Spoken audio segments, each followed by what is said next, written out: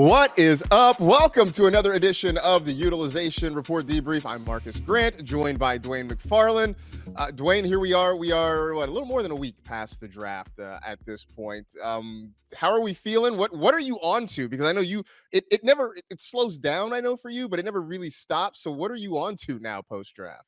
Yeah, I mean, obviously working on the projections, so got those done last week. Those are up on the site, so folks can go check those out. We'll continue to tinker, with those as we move along. Marcus also made an update to the ranks. Before we had the top 150 up. Now I've got my top 250 up, all for half PPR. We'll be updating it for the other scoring formats as well. So those things are done. So yeah, it is honestly actually one of those times in the season where I can kind of stretch my legs out and breathe. I've been thinking a lot about tiers, really how you think about these guys, which tiers, love your thoughts on this, Marcus. It's so interesting because like if you create tiers, sometimes what happens is like it can, I don't want to say it messes your rankings up, but if you keep players grouped together, but then you also want to look at ADP and make sure that drafters aren't overdrafting or underdrafting players, it can like be this predicament. But I really like to think about players in terms of, okay, how talented are they? For receivers example, okay, you got a super talented player, not a lot of target competition, plays with a great quarterback with a coordinator that wants to throw the ball all the time. Like that's like the pinnacle, right, of being a wide receiver. That's like, the very top guy. That's Tyreek Hill, right? So that's CeeDee Lamb. But then you get the next level. Oh, really talented guy, but he has two other talented teammates, and the coach wants to run for whatever reason, or they don't have a good quarterback. So I try to bucket players like that based on talent first, then their situation. But it's really interesting because I started working through that, and I'm already finding major things where, like, I'm like, wow, this is like really different, than what ADP is telling us. And I think the thing that I start to find is like players that are more similar to guys going ahead of them that really, for whatever reason, are going way later. And we're gonna have a couple of those guys that we'll talk about today. So, not as much like having to type and is not as heavy of a research as I was doing from a standpoint of getting ready with all the rookie models and everything. And I even took a day off, Marcus. I went to Red Rocks last week. Saw Jason Isbell in the 400 unit. Which was an amazing concert. Awesome. So yeah, that was great. Got to hang out with three of my buddies, and I went. And so we took a trip out there early Friday, and then we flew back on Saturday. So just a one-nighter, but it was great. So I had Friday off, didn't even think about football. Wow, very cool. Yeah, I think everybody needs a day or so in the off season. I know we're all busy, we're all doing stuff, but always nice to sort of sit back and recharge. But to your point about tiers versus maybe say individual rankings, I think the value, at least for me, of tiers is so many times, you look at a guy or you look at a group of guys and you feel like the end point may be sort of similar, and I guess it's sort of what you're saying, right? The path to get there might be different in terms of how the offense operates, in terms of the talent, the target competition, may be different across different rosters, different offenses. But you'll look at some guys and you feel like the end point is the same, where I think with individual rankings, and I understand the value of them. I know people love them, especially.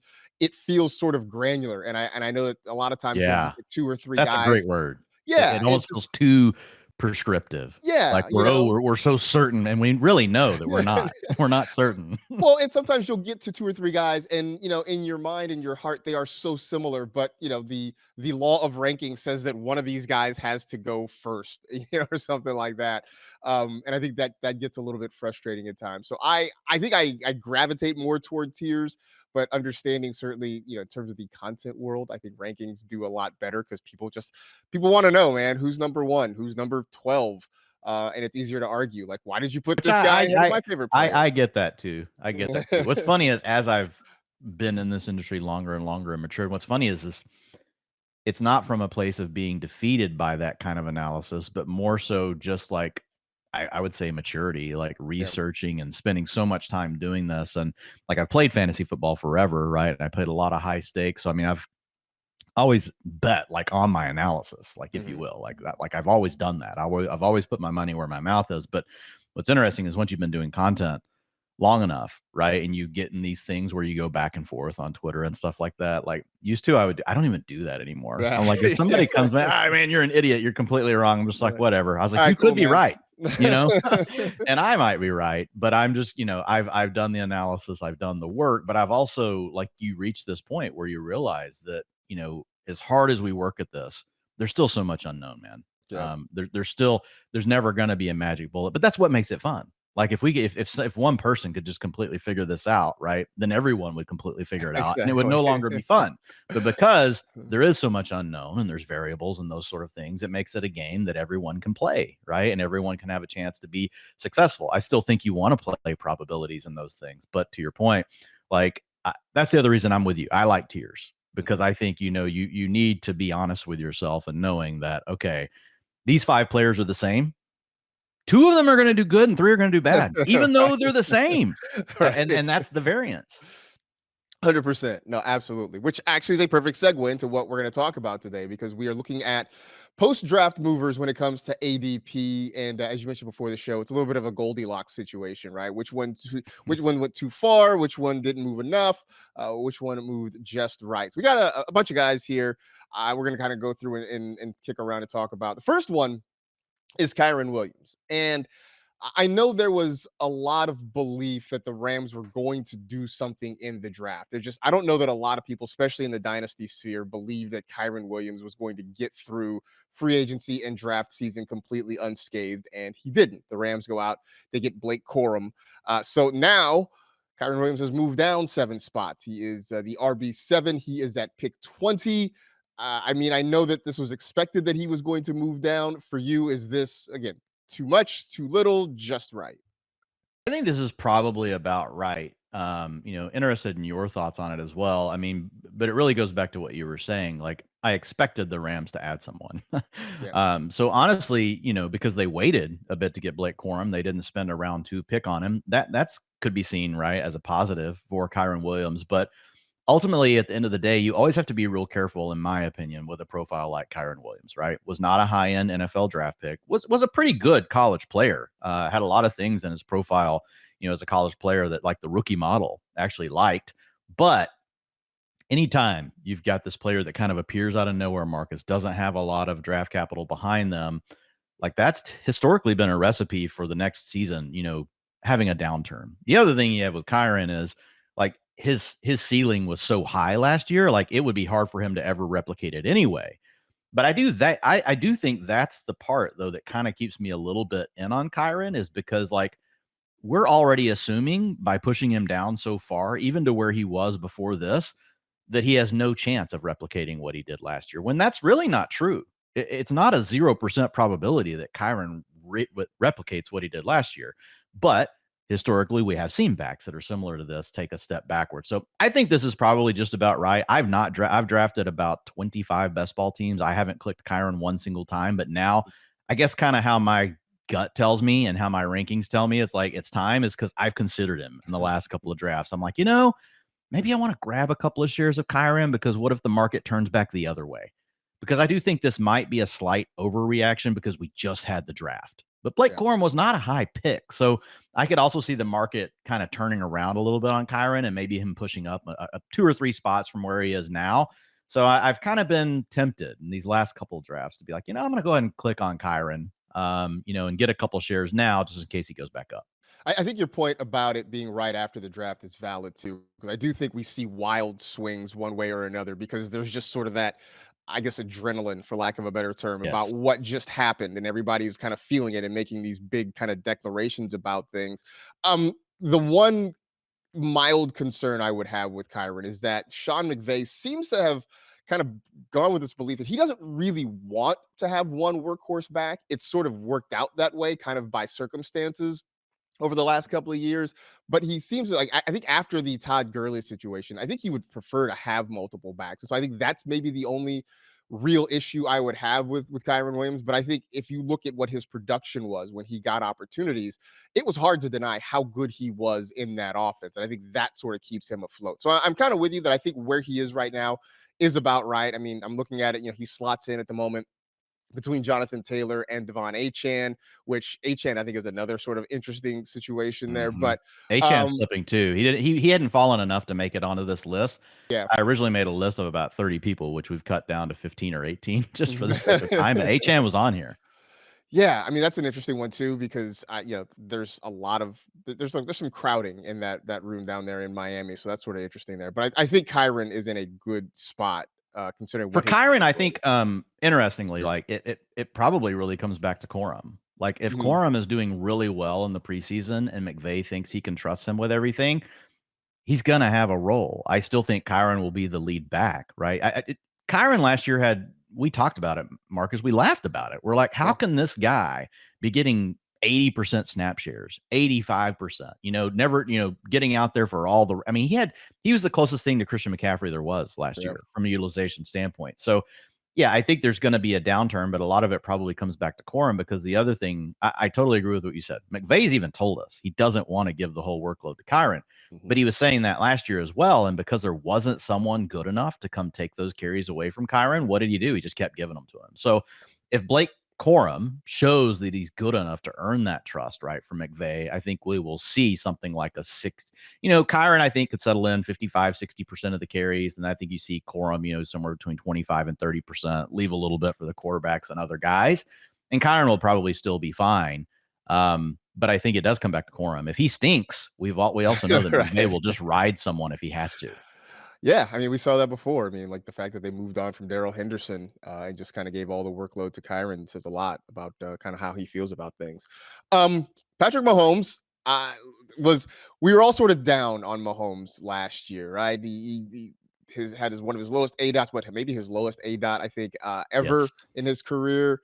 They didn't have any receivers that they could count on to make big plays consistently. Travis Kelsey was starting, I use this very advisedly, starting to slow down a little bit last year, but they go out and they add a receiver in free agency. They draft a receiver, and everybody's back in. Mahomes up 8 spots. He's the QB4 right now. I'm curious how you feel. Maybe I'm still riding off this adrenaline. I don't think that's high enough, but maybe you can sort of talk me down a little bit. Well, I mean, I think you're getting into the range now where the top quarterbacks go. This is about 12 picks off the lead, right? Josh Allen is like pick 31 or 32 now. And then right after that, you get Jalen Hurts coming off the board around 34, 35. Then you get Lamar. And so, I mean, Mahomes is right there. I doubt he passes any of those guys, but I think he is taking QB4 over to stay, right? I don't think it's CJ Stroud's. I've had Mahomes ahead of Stroud anyway, even since the Hollywood Brown pickup, knowing that we had Rashee Rice, we had Hollywood Brown, we had Kelsey. Now you had Xavier Worthy, because this really just kind of covers all the bases if we're missing Rashee Rice for a bit, right? Well, now you've got Xavier Worthy, who's just going to step in. So I feel like, Mahomes last year, rightfully so, we were down on him. We didn't want to take him a lot. But man, who wants to bet against Patrick Mahomes with Hollywood Brown, Xavier Worthy, Travis Kelsey, and at some point getting Rashee Rice? I mean, man, with all of those weapons, even if one of them's a bust, like he's still got three other guys. Even if two of them are bust, he still got two guys. That's more than he had at any point last year until late in the year when it was Kelsey and when they finally gave Rashee Rice like the full-time role. But I think you could argue now this is a much more diverse offense, Marcus. You now have two guys that can stretch the vertical boundary. That's not Rashee Rice's game. That's not Travis Kelsey's game. So it was all the low ADOT stuff. Now, if a defense comes out and challenges Mahomes and says, hey, we're going to give you a chance to take a deep shot. Well, back, last year that was rare that, well, I'll just heave it up to MVS. He didn't really want to do that, or Justin Watson. But Right. now when you have Marquise Brown, you got, Xavier Worthy. Man, I think this offense is so much more multi-dimensional than what it was last year, and it would not surprise me at all if Patrick Mahomes is the QB1 this season. Yeah, and I think that's sort of where and again, this could be the post-draft adrenaline, right? Where they go out and they add Xavier Worthy after they go get Marquise Brown, and seeing, what Rashee Rice was able to do. We'll see, if any sort of punishment comes from his offseason, joyriding. But I think when I look at Mahomes, I go back to a couple years ago when he basically came out and said, half jokingly, but half serious, that hey, fantasy folks aren't going to like us because we're going to spread the football around, and they Mm-hmm. did. This year they can still spread the football around, but they also have guys who are more explosive and can make big plays. Whereas you mentioned Marquez Valdez Scantling, wasn't going to really. he might make a big catch for you, but he wasn't going to do much with it afterwards. They had Juju Smith-Schuster a couple years ago, and he wasn't really giving you a ton. Now you get Hollywood Brown in there who can get downfield and make plays. You've got Xavier Worthy who can burn a defense with his speed. You've matched that with Rashee Rice with what he was able to do, and of course, Kelsey in the middle. There are so many places to go with the football, but so many guys who can beat you after the catch as well that I'm really excited about it. But I think you're right. I think it's sort of like you get in that top four of quarterbacks, it's going to be hard to do any actual moving, I think, in terms of ADP. So maybe he is sort of capped right there. But I am not that I was ever out on Patrick Mahomes, but I think I'm fully back in on Patrick Yeah, Mahomes. yeah. I think that's the best way to put it. We're all Yeah. back in on We're Mahomes. all back in. Let's stay in Kansas City, though. Isiah Pacheco is up 6 spots. He's picked 49, RB 13. Um, he has developed into, I don't know that we had big expectations for him in fantasy when he first came into the league, but he really has developed into a weapon in this offense. And what he showed last year was that fantasy wise, he can be a really productive player. I feel like 13 is about right. RB 13 is about right for him. Where are you feeling him right now? Yeah, I think what's happening with Pacheco, folks were worried. He's another guy that doesn't have the draft capital, right? He's a round 7 pick. They didn't do anything in free agency. The biggest move they made in free agency was re-signing Clyde Edwards-Helaire. So that's a big positive overall for Isiah Pacheco. But I think basically what drafters were waiting on, Marcus, was to see would they add competition. And there were a lot of guys that we knew would go, in round 3 and in round 4 that could be potential competition to Pacheco. He really avoided all of that. So I mean, if you look at what the Chiefs did, in the draft, it was mostly after the draft. It was after the draft was over, they signed a few guys that, just hoped to make the team. So when you look at Pacheco, really last year, it was week 9, Marcus, where he was essentially thrust into more of a full-time role. Some of it was due to injuries. Clyde Edwards-Helaire missed some time in there. You also had Jerick McKinnon missing some time during this stretch. But once he got that role, starting in week 9 through the Super Bowl, 77% of the team's rushing attempts, and he clicked his route participation up to 56%, targets 11%. I don't think that's going up from here. It probably goes down given all the weapons they've added. Like, there's just not going to be a lot of reason to check the ball down. So I don't think you're going to get a ton from Pacheco in the passing game, but I think he's now shown that he can be out there on passing down situations. But over that period, Marcus, we're talking about a running back that averaged 17.4 fantasy points per game. So I think this is a great pick right now in drafts, especially if you want to wait, which honestly, I really do think it's hard to even want to take a running back in the first 3 or 4 rounds of drafts right now because there's so many guys. We're going to get to more of them. There's so many guys that people are just letting fall to round 5, 6, 7, 8, 9. And I mean, you could wait. You could only take 2 running backs in the first 9 rounds and still feel great about your fantasy team. So this won't be every league and format. This is more to best ball right now. So once we get more towards, regular fantasy drafts, obviously there are some different dynamics that'll be in play, but overall, a lot of those trends will still be there. They just won't be as dramatic, right? So it may be more, I don't mind taking, I'll take 1 running back in the first 6 rounds versus, I'll take 1 running back in the first 8 rounds. But still, a lot of those trends will hold. But with Pacheco, I think that's the big thing. Drafters now know nobody is there to take over. They haven't re-signed McKinnon at this point, so it looks like he could be out there for passing downs. And no one thinks Clyde Edwards-Helaire is any kind of threat. So I mean, you have a guy playing on one of the best offenses in the league. I mean, Pacheco could score 12, 14, 15 touchdowns. To your point too about running backs falling, I found in mocks that I've done or just drafts that I've done, like maybe if I'm early enough in the first round, I will find myself taking a CMC or a Bijan Robinson. But after that, I have been waiting where I will wait until round 8 or 9 before I come back and get another running back, and really do feel good about it. Now, mind you, this is still early May, and I don't know how many times you draft this time of year and you feel great about it. You go back and you look in late August and you're like, ugh. But for now, it feels kind of nice. And so Pacheco could be one of those backs where you are waiting a little bit and you're getting him and you're getting really good value potentially. for what he can be. With the playoffs heating up, now is the perfect time to get in on the action with our partners at DraftKings Sportsbook. Right now, all new customers who bet just $5 on anything will get $150 in bonus bets instantly. So what are you waiting for? Download the DraftKings app now and sign up using our promo code DEBRIEF. The crown is yours. That's right. New customers can bet just $5 on anything and receive $150 in bonus bets instantly. DraftKings has got something for the returning customers as well. Score a no-sweat NBA bet. If sports betting is not yet available in your state, no worries. You can still join in on all the fun with DraftKings Daily Fantasy and have the shot to win cash prizes. Download the DraftKings Sportsbook app now.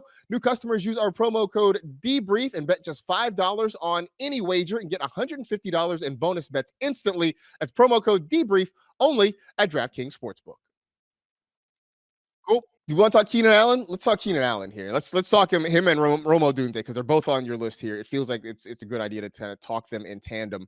Keenan Allen down 8 spots. Rome Odunze down 21 spots. I know DJ Moore's not on this list. I would suspect he probably took down a little bit. Yeah, I would think he took a little bit of a hit. Four spots for DJ. I mean, I feel like this is, for the most part, it's just them all being together. And you talked at the beginning of the show about a wide receiver who's really talented, but being in a situation where he might have to compete with one or two other guys. This feels exactly like that scenario, right? Keenan Allen, maybe he's not as great as he was a few years ago, still very, very good. Rome Odunze, an outstanding talent. DJ Moore, very good, but they're all trying to eat out of the same pie. And I just think that is what has people, concerned, I guess is the best way to put it right now. Yeah, and I guess, the question is, like, is this far enough? Is this too much? Like, kind of what we were getting back to. Like, for Keenan Allen, like, I feel like this is probably – actually, I think for both of these guys, this is probably just about right. Looking at Keenan, still a 30% target share last year. But the one thing, like, Marcus, we don't know, what if, and Matt Harmon brought this up last week whenever we were hanging out with him, Keenan really is more of a slot guy at this point in his career. What if he's not on the field in 2 wide receiver sets? What if that is Rome Odunze that gets the 2 wide receiver sets? Because that's a guy that we know can come in instantly, play outside, take on the best coverage player from the opposite team. He can attack all layers of the field. You just spent the number 9 overall pick on him. Like, I think there's a scenario where Keenan Allen is the guy at a 75% route participation and like Rome Odunze's at 85. The other thing that could happen is all 3 of these guys are at 80%, and they're all just kind of sharing 80 to 70%. I think there's a lot that could happen with this Bears room. And it's like, I want to make bets on it. But also I think we have to remember, like, Caleb Williams is a rookie. Yep. I mean, like, we hope he's CJ Stroud, and he's a really good prospect. Caleb Williams is a really good quarterback prospect. I kind of honestly found it a little bit funny how people, and maybe it's just was fatigue with Caleb Williams because he's been such a big prospect for so long. But I mean, I felt like people kind of turned on him at the end in a way that they didn't with Trevor Lawrence and some of these other guys. Like, but I think he has right now, I'll take him in a fantasy draft over Trevor Lawrence, So, I mean, Caleb Williams moves up because of all this. Like, he's up 9 spots. So he's the QB 11 now. People are, and I get it. Like, I think there's a legit case for him to be in the top 12 quarterbacks, but if he's not, man, if he struggles as a rookie, which can happen, let's say he comes out and throws for 3,400 yards and we've got to split it across all 3 of these guys, there's a real chance all 3 of them bust, even from how much they've fallen. Like I said, DJ Moore's down 4 spot. You mentioned Keenan down 8. Rome Odunze's down 21 picks. They could still all miss. The whole key to this thing is they need Caleb to be CJ Stroud. Yeah. If Caleb is CJ Stroud, these guys could all potentially, there could be upside from where you're getting them today in draft. So it really does all come down to Caleb Williams. So I don't know what your thoughts there on, like, how big of a bet you're willing to make, like, on a receiver room whenever you have a rookie quarterback, even though, like, he was a highly lauded guy. He was. And I mean, look, I think for Caleb, I think some of the expectations are from us. And every year we get a couple of rookie prospects like that, right? Where they come in with a lot of fanfare and we put expectations on them. And so even if they have a good season, if it's not an amazing season, we sort of look at it and go like, I mean, Kyle Pitts had 1,000 yards in his rookie season and people were underwhelmed and disappointed by it. I'm like, it was a great year. No, and funny. Right. Like, it was a really good year. People were like, whatever, and I think for Caleb, in some respects, like, a lot of the talk has been he could be the first 4,000-yard passer in Bears history. He could be. It might not be in year one. Like if it happens in year one, great. If it doesn't, I don't think that means he's bad. But to your point, if he is trying to split this up amongst three guys, it's going to be difficult. I would tend at this point to maybe place that bet on Rome Odunze just because I think the ADP at this point is probably a little bit better. And it's all speculation. Maybe the two rookies sort of connect some kind of way and they find a way to work together. But we won't know these things maybe until a couple of weeks into the season, right? I mean, we can try to guess it through training camp and preseason. We won't know it right away. Yeah, I think the other thing, though, with Odunze, to your point, like we also want to be drafting the players that we think are the most likely to finish the season strong. Mm-hmm. So from that perspective, I think Odunze is the better bet than Allen, right? We've got an aging wide receiver that has honestly struggled a little bit throughout his career at times, not all the time, to stay healthy and remain on the field. And we saw it last year at the end of the year. Now, part of that was because the Chargers are so bad. It's just like, what's the point? Let's just shut him down. Right. So the Bears, if they're, in the hunt at the end of the year, like Keenan's going to play through stuff. But if I had to pick between the two, like I just want the younger guy that I think is still going to potentially be coming on at the end of the year. And we've seen this in the data and in the research, right? Rookie wide receivers and the running backs, they all come on in the second half of the year. Mm-hmm. And we know that the older guys have a tendency to start to tail off. Now, there's a lot of different variables going on with that. I'm just going to leave it at what it is, but just know it's much more nuanced than that general statement. There are so many factors that go into that. And Keenan Allen, that's actually a great example. Keenan could have played at the end of last year, but he's an older player. They had no reason to put him on the field. Mm-hmm. Right. So, I mean, there are these, and that comes down to a coaching decision. Like some coaches would just go ahead and put him out there, or a GM would go ahead and put him out there. So I think there's a lot of factors there you got to work through. But at the end of the day, like the big thing with Rome Odunze, he's just the younger player. And even if the Bears are out of it, say they've won 4 games, to your point, they're still going to want to try to keep that chemistry going with Odunze and Caleb and build for years to come. So I'm with you. I think Odunze is the sharpest ADP of them. I think DJ Moore deserves to go first. But man, I've been pretty hesitant to click on DJ Moore. Like if you look at his history, Marcus, like he's really been a wide receiver 2. He's had one wide receiver 1 season. If you look at all of his underlying data, like his target earning ability, his target shares, everything that we look at that we know can be sticky year over year for a wide receiver that matters, it all says wide receiver 2 as well. So now you had a situation where early in the offseason, people were still betting on him as a wide receiver 1. And I think they were probably going to be disappointed anyway. But because of these other receivers being added, I think it's actually going to save some drafters from being way too in on DJ Moore this year when he probably was really just a wide receiver 2 anyway. But the question is the end of round 2 still too high? He's going at the end of round 2, early round 3 right now in best ball drafts. I think you could still make an argument, even though he should be the first. I agree, he should be the first Bear wide receiver taken. He could finish more like a wide receiver 3, just given his profile and all the factors. So I don't think he's been completely de-risked. Yeah, no, end of round 2 feels like, I mean, that is pretty close to the ceiling. I mean, you were expecting the absolute best case scenario that, one, Caleb approaches what we think he can be, like approaches his ceiling almost in year 1, and that DJ Moore is the primary target above and beyond everybody else. That feels a little too risky. If he were to come down, mid round 3, late round 3, I think I feel a little bit better. Yeah, about and like that. if he had been a wide receiver 1 profile, meaning had already had multiple wide receiver 1 finishes in fantasy, and his underlying data profile had been telling us all along, no, really, he's a wide receiver 2, guys. He's a wide receiver 1. He just hasn't shown it yet. But actually, it's always really told us that he's a good wide receiver 2, which there's nothing wrong with that. Like he's kind of the Amari Cooper, right? Nobody really gets excited about drafting Amari Cooper, but at the end of the day, like he'll still give you a wide receiver 2 performance. And there'll be weeks where you're like, oh my God, Amari Cooper is a beast, absolute wide receiver 1. That's really what DJ Moore is. And that's going to make some people mad listening to this, because if you look at the ADP gap between those two guys, it's really big. But it's back again to tiers, Marcus. Talking about guys, their talent profile, how much target competition. Yeah, we like the upside of Caleb Williams more than Deshaun Watson as a passer with what we've seen from Watson the last 2 years. But it's pretty similar. And those guys are pretty far apart in ADP.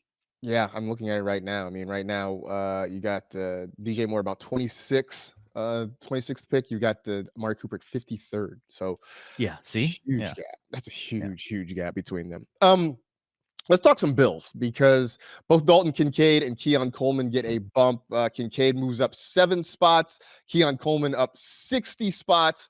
I feel like there's some different things at play here, Dwayne, because for Dalton Kincaid, it is removing target competition from the offense. No Stephon Diggs in that offense. Gabe Davis is now gone as well. For Keon Coleman, it's just getting to play with Josh Allen.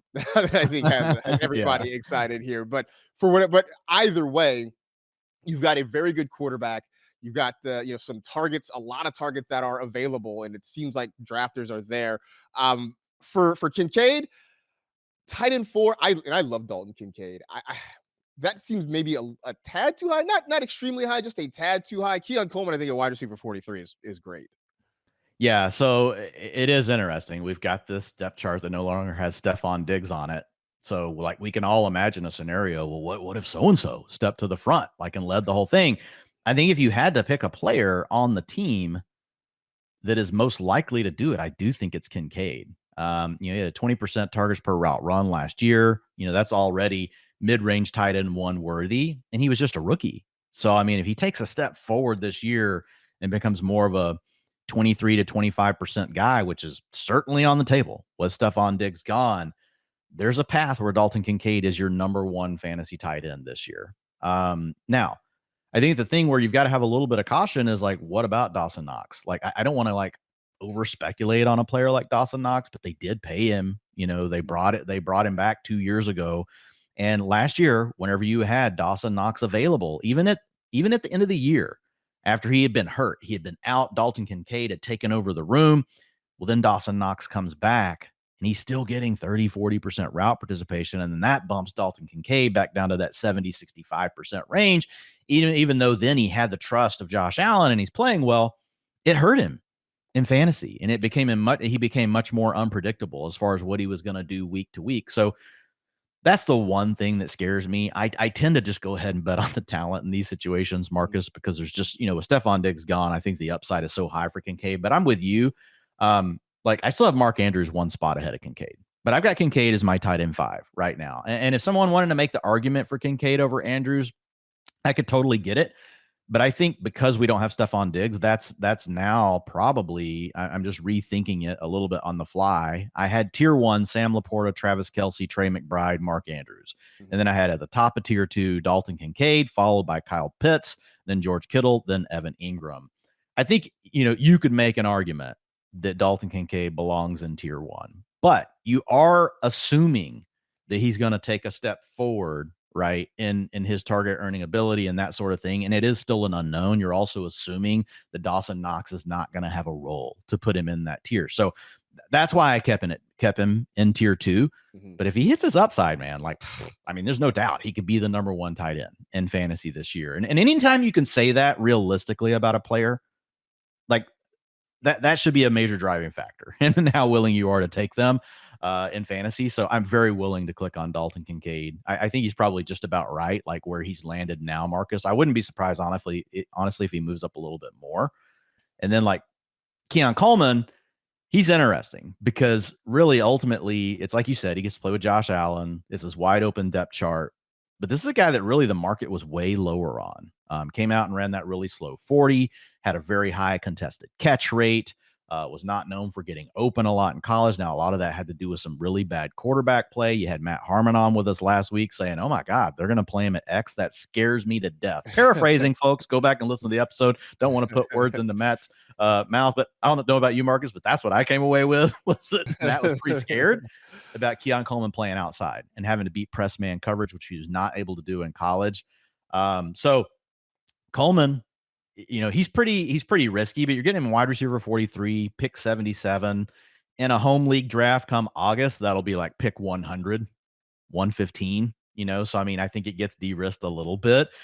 But Keon is a guy, though, at the same time, like you don't want to just be completely out on him because you're like, well, I mean, it is freaking Josh Allen and stuff. Right. Diggs is gone. I mean, even if he's the number 2 behind Dalton Kincaid, like he could easily pay off his ADP. So he's a guy who's funny. It's like, I don't ever feel great, Marcus, when I click on his name. But at the same time, I'm like, well, he deserves to be in this group of receivers going in this range. And I just need to kind of mix it up here, even though I'm not in love with him. I mean, I think you hit on the core point of this, right? Like everything else about it can make you worried. The testing and all the things can make you worried.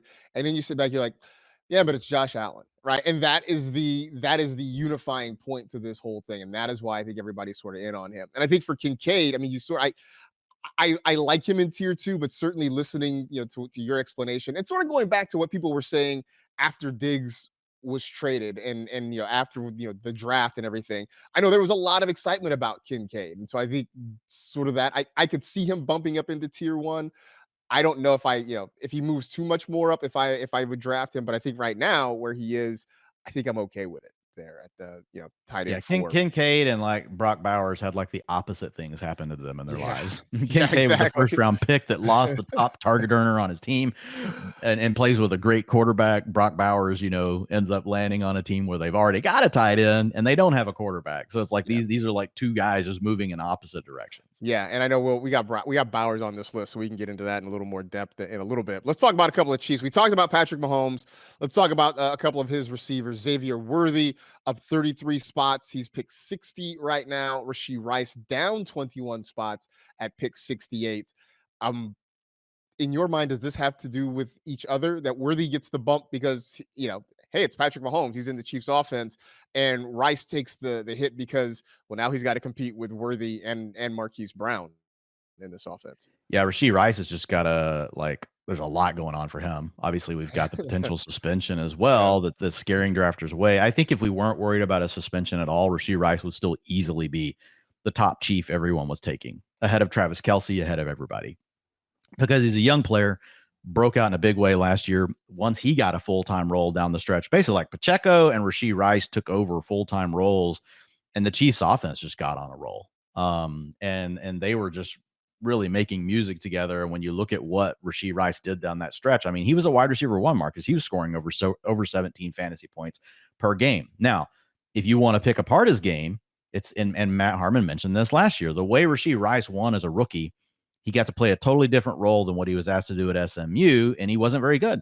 Rashee Rice is not an outside X receiver. He's not a great separator. He's not a lot of things, but you put him in the slot, you design a lot of looks for him. You let him get all these, looks against really favorable coverages, favorable matchups against linebackers and safeties.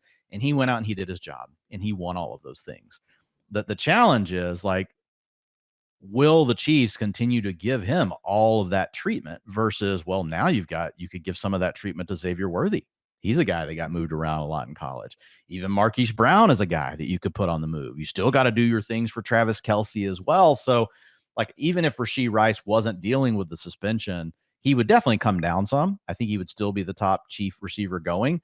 But I think there would be reasons for concern because I think you could make an argument for Rashee Rice. So much of his targets came from schemed looks that if the team suddenly decides to scheme some of those up for someone else, then that could be a problem. And I think what exacerbates the potential problem is what if suddenly, I don't want to say as punishment, but as punishment, hey, dude, we don't even know if we can depend on you. We're actually going to start implementing and designing plays right now for Xavier Worthy that might have taken him 10 games to earn, but now because you're acting like a freaking doofus and we don't know if we can trust you, no, we're doing it now.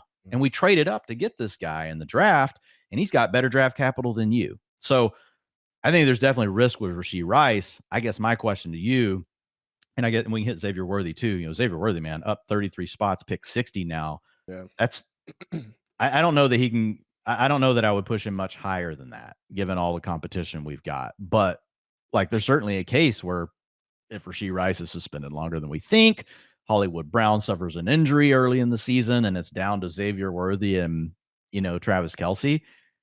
I mean, how quickly before if Xavier Worthy shows anything right away, he'll be getting looked at as a wide receiver 1, and it won't take it could just be a matter of weeks. The season starts, and all of a sudden Xavier Worthy's a wide receiver 1. So I like the upside, but if everybody's healthy, I think you're looking at a wide receiver 3, and that's where he's at now. Rashee Rice is the big one. I've been buying him, and he just continues to fall. So I just keep on buying. I'm like, well, I bought him last week at pick 55. I mean, I guess this week I'll pick him at pick 68. And some of that is obviously due to new information being released. Right. It sounds like somewhere between 2 and 6 games is like what most of the people that seem to be good at this kind of thing, like a Drew Davenport, think. But there's also the potential that it's like half the season, based on some of these quotes we're hearing. So people are pretty worried about Rice. But I still think if he's back, he's still the top receiver of the group, along with Travis Kelce. I mean, I think he is too, but I think your point about scheming up opportunities for him is valid, because that was the reason people were so excited about Xavier Worthy going to Kansas City. That yes, he could win. He can figure out how to win just, on his own, but also because of what his skill set is. You put him with Andy Reid and you put him with Patrick Mahomes, that they can use him in a lot of really fun, interesting ways. And some of those looks probably will have previously belonged to Rashee Rice. And so I think there's certainly a real concern there. I think that when you look at this group as a whole, it is in some ways a little bit of a reverse from what we just talked about with the Bears, where you've got 3 receivers that we know are talented, that we think can produce, and we wonder, okay, can the quarterback, who is certainly talented, rise to meet the occasion? In Kansas City, we have the quarterback that we know can get it done.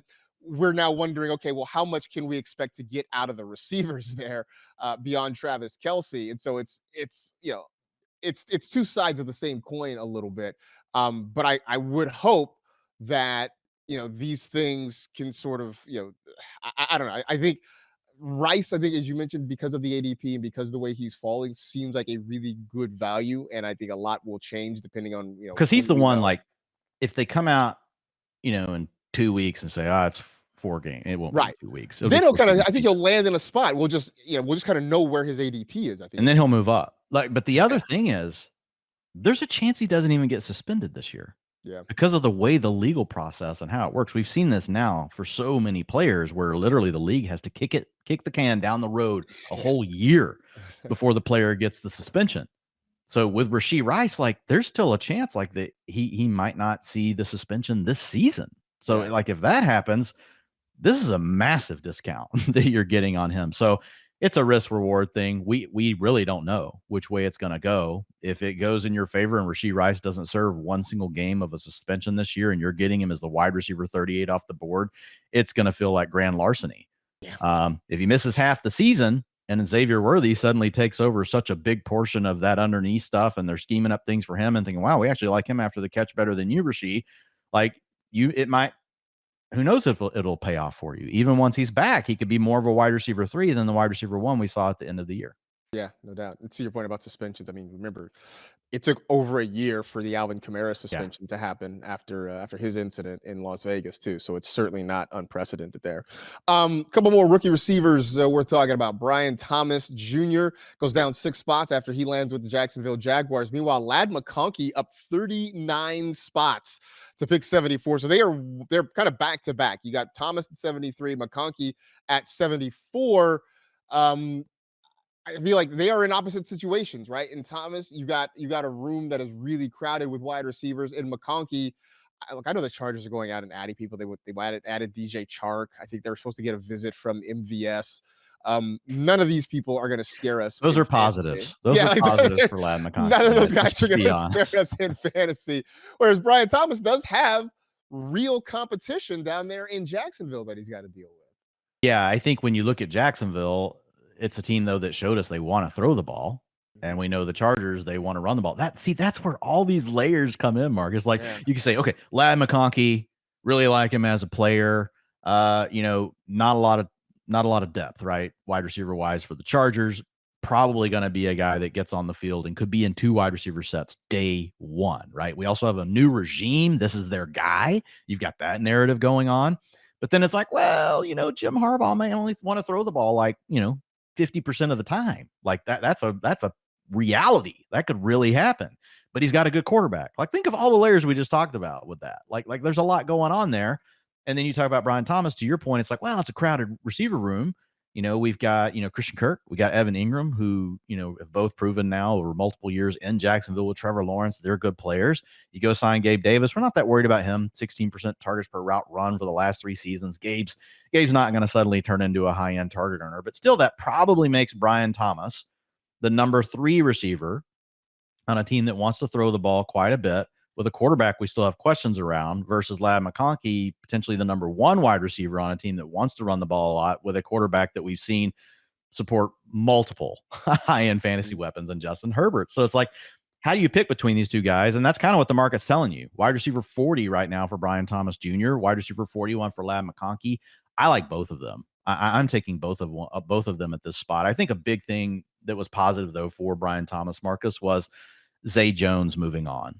Them moving on from Zay Jones, in my opinion, was really big for Thomas because now we don't have to worry about like this 4-way wide receiver rotation. Honestly, Zay Jones is a better wide receiver than Gabe Davis. I think like the Jaguars just got this whole thing backwards. And Zay Jones is the guy that can work the intermediate ranges of the field. You could have then let, Brian Thomas be the guy that can work short and deep like he did in college. Then you got Christian Kirk playing the vertical slot. You got Evan Ingram playing the underneath stuff and the tight ends. He's like a mismatch on these drag routes and things like that. So whatever, like they're an NFL team. I'm not. I'm just a dude with some spreadsheets, trying to live the dream, Marcus. But I like both of these players. I think they're priced right. I do think for drafters that don't care about best ball, you're going to get a bigger discount on these guys. They're going pick 73 and 74.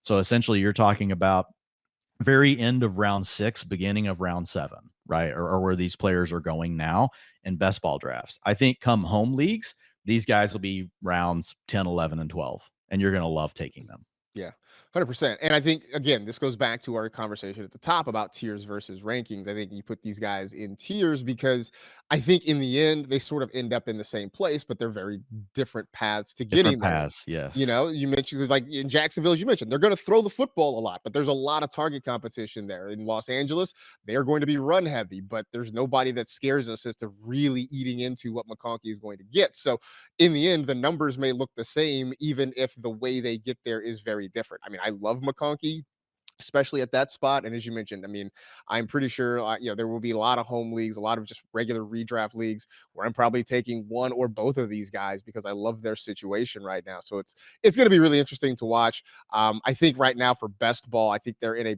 pretty good spot. I think at that, if you're talking about wide receiver 40, 41, they, I think, will hold you in good stead in those spots, even if the week to weeks may be very, very different from what you're sort of anticipating. Diontae Johnson, he goes to Carolina, leaving Pittsburgh. He goes down 10 spots. I get it. I know people were down on the Panthers offense for good reason after last year being so awful. I like what they did, and the front office understood that we didn't support Bryce Young very well last year, and they've gone out and they've done their part to try and support Bryce Young, getting Diontae Johnson a big part of it. I like him at this spot at pick 82, wide receiver 44. I think there's a lot of targets. He's a guy who can win on his own, which is something that the Panthers didn't have last year, Dwayne. I know you probably looked at it. A lot of people looked at it. You watch the all 22s and you'd pause it and you would look around. You'd be like, well, where's Bryce Young going to go with this football? Because literally nobody is open. Diontae Johnson solves that problem. And I think right where he is right now potentially could be a value for folks. Dude, I love this. I love that Diontae Johnson is falling. Anytime the market moves in an opposite direction of where your thought process is, honestly, a lot of times you should step back and really think about that. Right. Because it's hard for everyone else to be wrong and for you to be right. And so you want to be really cautious with scenarios like that. But this is one that I actually like, and I do want to buy into going against the market with Diontae Johnson, and it's really simple. It's what you just said. He's still, in my opinion, the only player on the roster that we know from day one can just go win on his own. Xavier Worthy, his coach in his first press conference was talking about, well, yeah, when we did the cutups, we saw we could put him in the backfield. We could let him do it. Like, dude, have you ever seen Laviska Shenault? There's a lot of people there's so many Laviska Shenault responses to that tweet. Yeah, it's like, this is tough. This doesn't always work out. And Leggett has that crazy profile where he did nothing for 4 years and then had a huge year. In his 5th season in the SEC against really great competition. Again, if you guys didn't listen to last week to Matt Harmon, even if you don't like me or Marcus, go back and for the love of God, listen to it just to listen to Matt.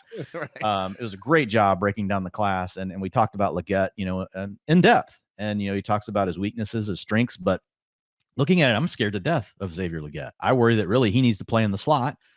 Well, what if he can't beat out Adam Thielen for the slot? Well, Adam Thielen's, then Leggett can't even get on the field because I think we're pretty certain he can't play outside at the next level right now. We'll never say certain, but I would definitely bet against it. Right. And then you look at Jonathan Mingo, who was a reach for them in last year's draft. And so that means he's still playing on the outside. Look, I think Adam Thielen's going to get his looks inside because he's going to have the matchups. Adam Thielen's basically a tight end just in there doing his work. Like the quarterback knows they can trust him. He's going to sit down when he needs to sit down. He's going to keep running his route when he needs to keep running his route. Like all those things are going to be there.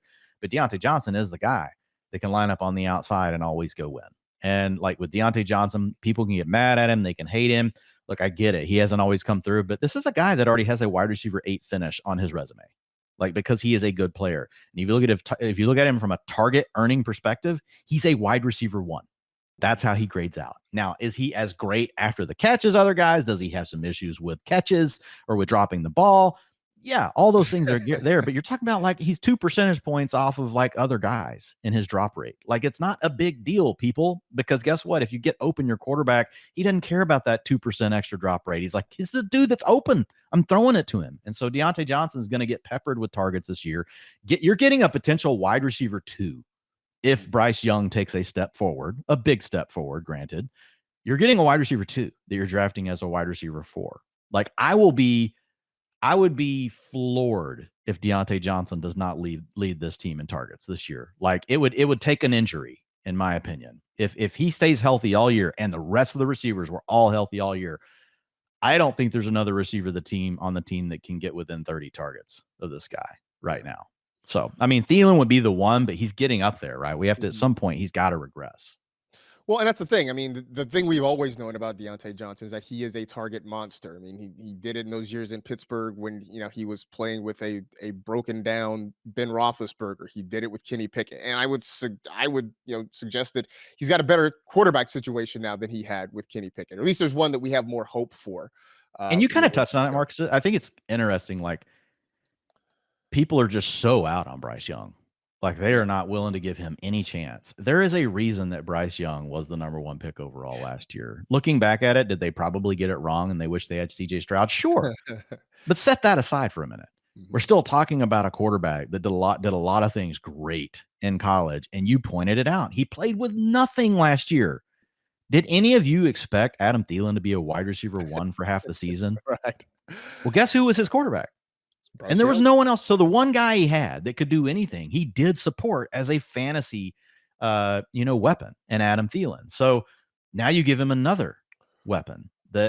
My expectation is that Bryce Young is going to support Diontae Johnson and that Bryce Young is going to take a pretty big step forward. When I finish my projection work, which maybe we'll talk about some of that next week, Marcus, like one of the first teams I went to Matthew Friedman about, because he's always a nice wet blanket. We all love Friedman, a wet blanket that will just shake you into sobriety. And it was the Panthers. I'm like, I'm not super high on the Panthers, but I've got them taking a major step forward. And when Friedman like actually supported me, he goes, no, I think that's right. He's like, I think that's reasonable. Because he normally is the guy like to be like, oh no, that's going to be too high. And he wasn't, he had no sticker shock on it. He was like, no, he's like, I think the market's like probably too low. So knowing that, like that made me even more confident, with where these guys are. So yeah, all that to say, like Bryce Young is another guy just to remember at the end of your draft, especially best ball. And say you took one of the top quarterbacks, you took a Josh Allen, you took a Jalen Hurts. You don't really feel like taking another really good quarterback in the middle rounds. You got other priorities. I think don't forget Bryce Young, man. This is a lot better offense than what we had last year. Yeah, 100%. And the Panthers understood they had to do that, and they've at least made big strides to try and help that out.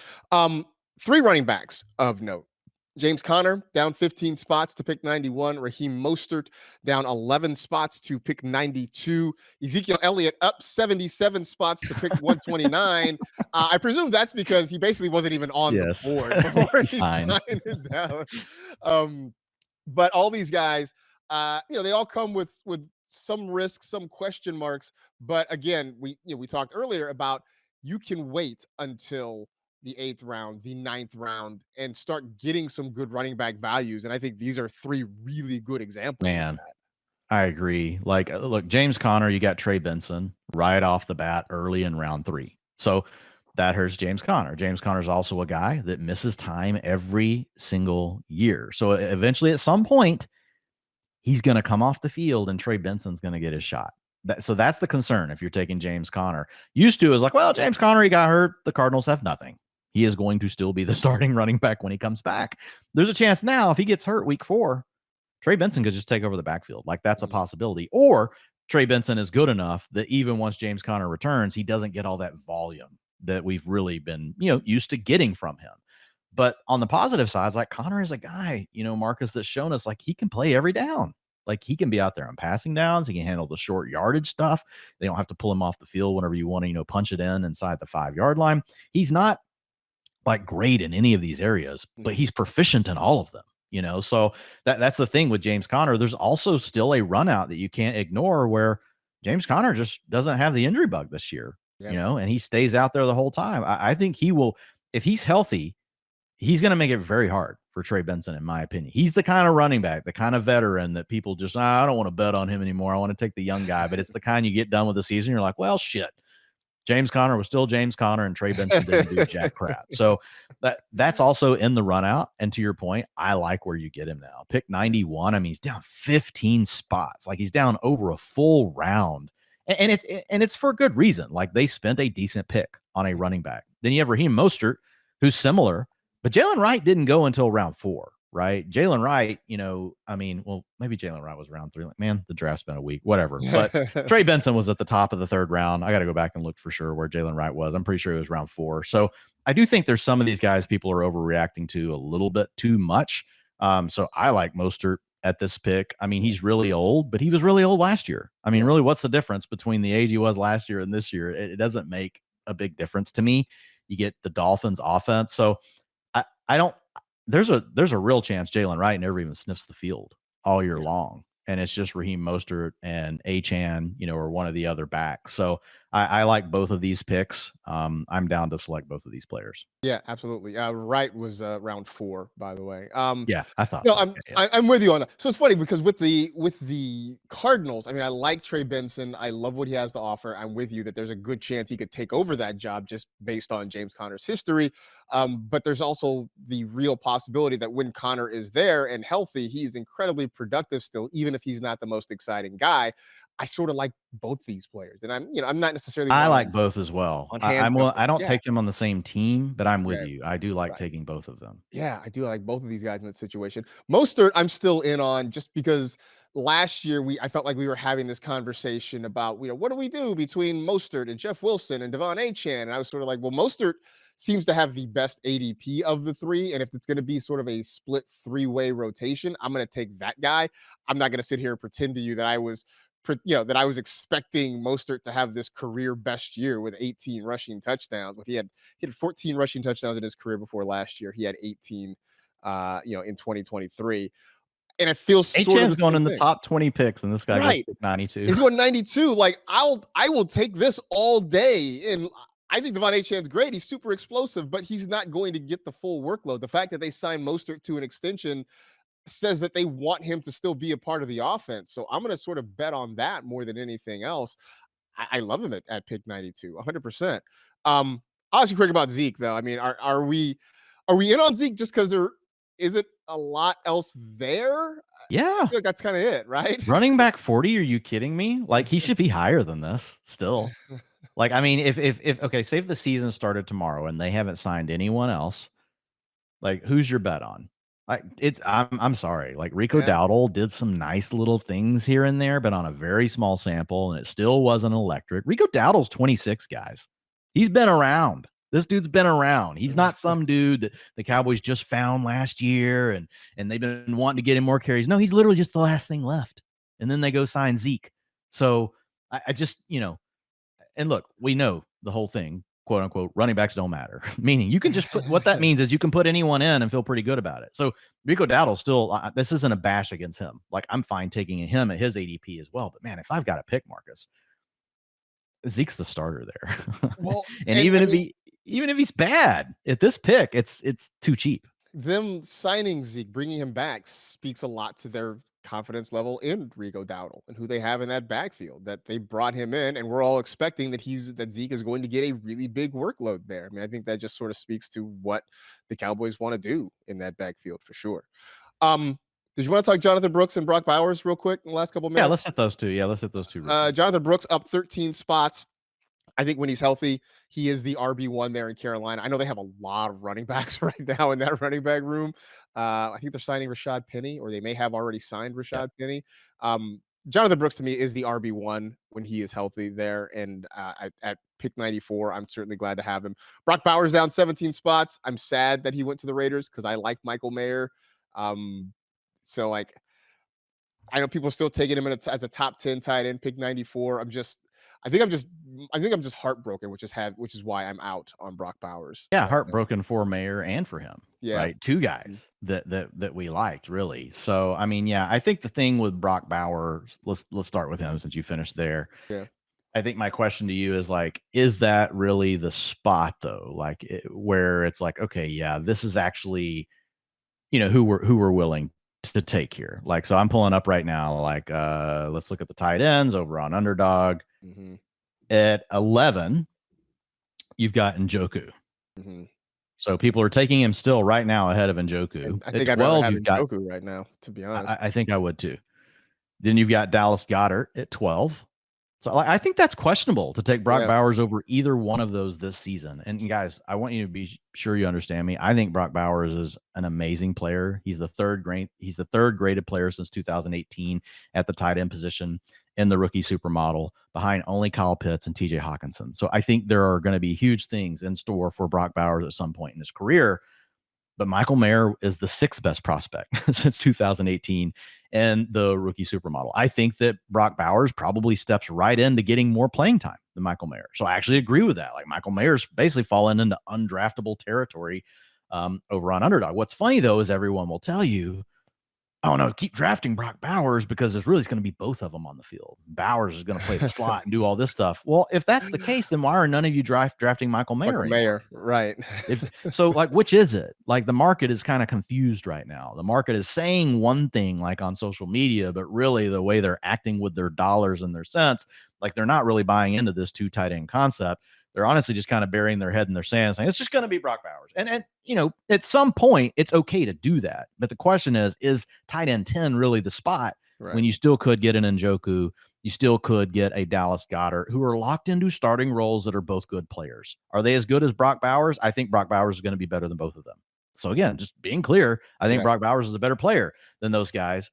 But he could really struggle to even get to like 60% route participation this year. And let's say that they do name him the starter. Like, well, it might mean 65% route participation. It might mean 70%. And you don't have a good quarterback. Oh, Devontae Adams is still on the freaking team and is going to be the lead target earner. Jacoby Myers is not, chopped liver. Like, he's shown multiple times now over his career that he can come out and earn targets. So there's target competition, in those scenarios. There's playing time challenges. And let's say they do go with the two tight end sets. Well, that's obviously because they think Michael Mayer is also good enough to keep on the field. So he's then going to be earning targets. So I think there's just a lot of things here with Brock Bowers where, for me, like, once you get back past the 12th guy, that's where I come into consideration for him, Marcus, and where I'm willing to pick him as tight end 13. That means you take him ahead of Dalton Schultz. I think that's an argument you could make between those two. With Schultz, you could also say, well, I mean, what's he going to do? He's got Nico Collins, you got Tank Dell, you got Stephon Diggs. Like, are we really going to have Dalton Schultz score a lot of fantasy points? I could get it. I can get where that argument comes from. So if you want to take Brock Bowers there, you can. TJ Hawkinson coming off of an injury. So I get that. I would take Brock Bowers over TJ Hawkinson. And then you got names like Pat Freiermuth, Cole Kmet, Luke Musgrave. I want Brock Bowers over all. Now you get to the spot where it's easy for me. Mm-hmm. I'm like, yeah, I want Brock Bowers over all those guys. I think right now, though, he's just a little too high on that list for me to be comfortable. Yeah, no, I'm with you 100% on that. But like I said, I love Michael Mayer. I was sad to see that happen for both those guys, as you mentioned. I mean, I like Brock Bowers. I think he's an amazing talent. It comes back to what we talk about so much, right? Talent is one thing. Landing spot, it dictates so much. And the landing spot just was not. And Brooks, I love. Mm-hmm. It's just a matter of we're going to have to monitor the health. The early reports are he will be ready for camp. He tore that ACL last November. Guys obviously recover quicker and quicker from this. So, I mean, that puts him, by the time the season starts, he'll be at that, the big mark you hear people talk about is 9 months, being 9 months removed, meaning you should be able to function, go out, start earning your workload. Will he be 100% at any point this season? Probably not. Right. But being a young player, 90% of Jonathon Brooks by week 10 could be worth more than, 100% of James Conner, for example. So it's one of those scenarios where with Brooks, you don't want to be depending on him early in the season if you're taking him. But like, I get the ADP. I get the allure of Jonathon Brooks right now, in the 90s. I'd feel a little better about him, Marcus, like in like the 110s where he was before. Right. But that might just be a case of me getting used to being able to take him there before the draft. But the rookie supermodel absolutely loved this dude. I mean, 71% of backs that have reached his score in the model in the first 2 years of their career, 71% of them have been a top 24 back. And then you've got, I forgot what it was, like around 30% of them end up being, or 25, 30% end up being top 12 guys in their first 2 years. So he's got a great profile. It's just a matter of how healthy is he going to be. Yeah. So, I'm with you, though. I think once he's healthy, I think he takes over a lot of work in that backfield. I mean, Chuba Hubbard ended up getting a lot of work, which isn't necessarily, I think it's more of an indictment of Miles Sanders than it is necessarily praise for what. And another Panther. Back to your Bryce Young thing, I mean, another dude they've added. Yep. They've tried to just beef up this offense for sure. So we'll keep an eye on that. We'll keep an eye on a whole lot of things. The rankings will continue to shift. I know the underdog ADPs will continue to shift as people, I don't know, catch different feelings or get more information, or maybe some combination of both. We're into hype video season. I don't know if you've seen the slow motion of Malachi Corley just taking 2 steps and turning around and catching a football. That's circulating now, so we've reached that part of the off season. I will say I'm enjoying all these videos coming out of like these GMs and stuff. Like, I do think this is one of the more truthful times of the year. Once you get towards the season, people are in gamesmanship mode, don't want to give anything away around a game plan, the kind of things we might want to be doing. But right after selecting a player, working through free agency and the draft, these GMs are much more transparent, and so are the coaches. And so I do think there's a lot of value in that. And I thought, like, real quick on Corley, like, there was definitely a nugget in there. I mean, he talked about the fact that route running, not his thing yet. That means he's going to be a gadget player from day one. So I know a lot of people have been like getting real hyped on Corley, and I like him. I think he's a guy that where he's going right now in ADP is fine. But obviously, like, he's not just going to come in and take away Mike Williams' job for the wide receiver 2, even though Williams is coming off of an injury, because he's just got such a long way to grow from being more than a gadget player. Maybe in 2 or 3 years, like, he really is great. So anyway. Well, and he's also apparently he's texting frequently with Aaron Rodgers, so he's trying to at least build that connection, because we know that if Rodgers doesn't trust you, you're not getting on the field, you're not getting the football. So at least he's trying to build that trust with him. He's like, man, this dude loves Alan Lazard. I better get on the exactly. You know what? If he can, just kind of, I can ride his coattails at least for the rest of his career, that wouldn't be a terrible. I'm gonna preemptively strike the re-addition of Randall Cobb to the team and start exactly. Rodgers. Exactly. Anyway, you want to check out some rankings? You can go over to fantasylife.com, check out our rankings. A lot of great content there as well. Ian Harditz did an outstanding article on veteran draft winners. Right now, the running back edition is up for that. So you can go check that out. And if you haven't already, sign up for the newsletter, which continues to come to your inbox for the low price of free every single day. In the meantime, that'll do it for this edition of the Utilization Report Debrief. Thanks to James Lynch, as always, for putting this thing together. Thanks to all of you for hanging out with us. Enjoy the week. For Dwain, I am Marcus. Have a great weekend, everybody, and we will talk to you again real soon.